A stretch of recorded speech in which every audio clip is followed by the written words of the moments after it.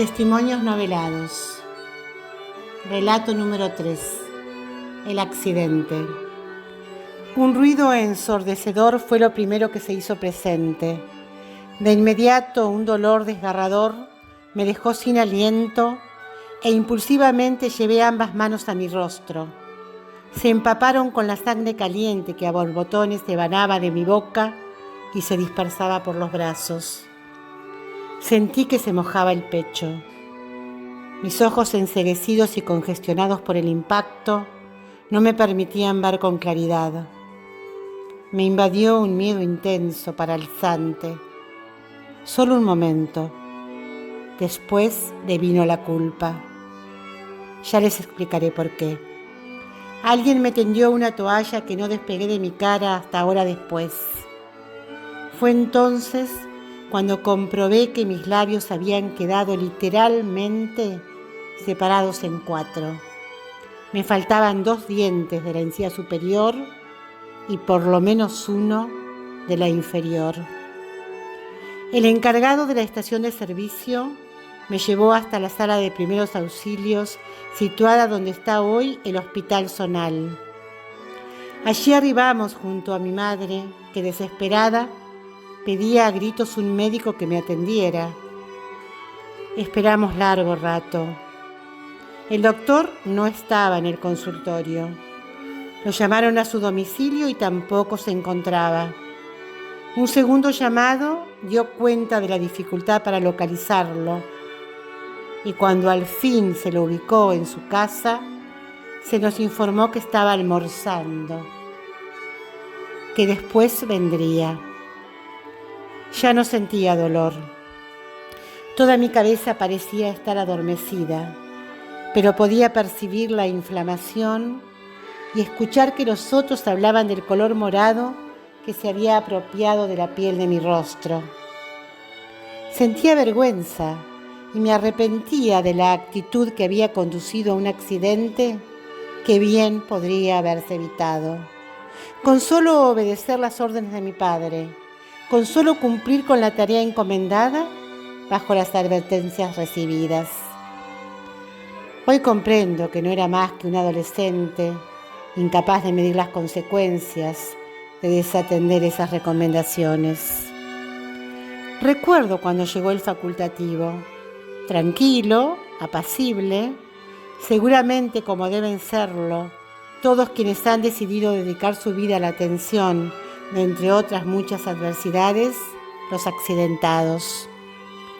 Pero cometió un error indigno de quienes se jactan de ser prioritaria la salud de los seres humanos. Antes de poner su pie derecho en el primero de los 3 escalones que lo llevarían al zaguán donde esperábamos sentados en ese amplio banco, preguntó si poseíamos certificado de pobreza. Quizá mi madre no haya olvidado jamás ese gesto procaz. Esa mujer polaca de porte pequeño pero figura ampulosa lo tomó de las solapas de su gastada camisa y lo sacudió tantas veces como pudo, mientras le exigía con ímpetu que atendiera a su hijo. Aún así, el hombre no dejaba de preguntar si teníamos con qué pagarle. Cuando se cansó de zamarrearlo, el médico, en un acto de plena solidaridad, accedió a asistirme. En ese mismo momento, y para mi sorpresa, mi madre me tomó de la mano y mirándome con extremado amor, le dijo: «Usted a mi hijo no lo toca». Y me llevó a una clínica situada en la calle 9 de Julio, entre Sarmiento y Belgrano. No recuerdo cuándo ni cómo me anestesiaron y suturaron las profundas heridas que son hoy, más de 80 años después, huellas gruesas e imborrables, y que he disimulado por un ancho y recortado bigote que me ha acompañado durante toda la vida. Voy a contarles lo sucedido.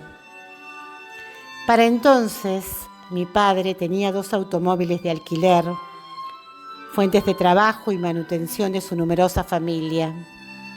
Uno de ellos, en el que ese momento estaba en servicio, un auto modelo 1927 de 8 asientos y único en el pueblo, tenía su parada en la esquina de la calle Fontana y 25 de Mayo. El otoño del 1937 aún no había concluido y el frío era penetrante y permanente. Yo ayudaba a mi padre en la atención mecánica de esos vehículos. Me gustaba hacerlo, como siempre me ha gustado, hurgar entre motores y tuercas, pinzas y bulones, tornillos y prensas. Periódicamente se aceitaban los elásticos de los autos. Recuerdo haberlo visto innumerables veces, tirado en el piso en una tarea tan sucia como necesaria, realizando esa rutina. Pero ese día, el 2 de mayo del año que ya les cité, mi padre me encomendó esa responsabilidad y yo me enorgullecí. Para facilitar la acción del engrasado, papá había ideado un sistema que permitía que el aire, a modo de rociador, saliera diseminado desde un tubo parecido a una garrafa de gas que, conectado a una manguera, al suministrarle aire, cumplía con su propósito. La presión del aire de mis pulmones evidentemente no era suficiente, ya que lo probé innumerables veces sin lograr que saliera una sola gota del lubricante.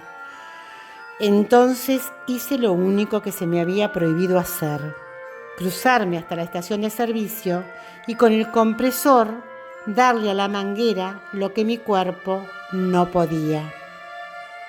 Cuando el tubo se llenó, en escasísimos segundos, explotó con furia, hiriendo de gravedad mi cara y desgarrando mi espíritu hasta muchos años después.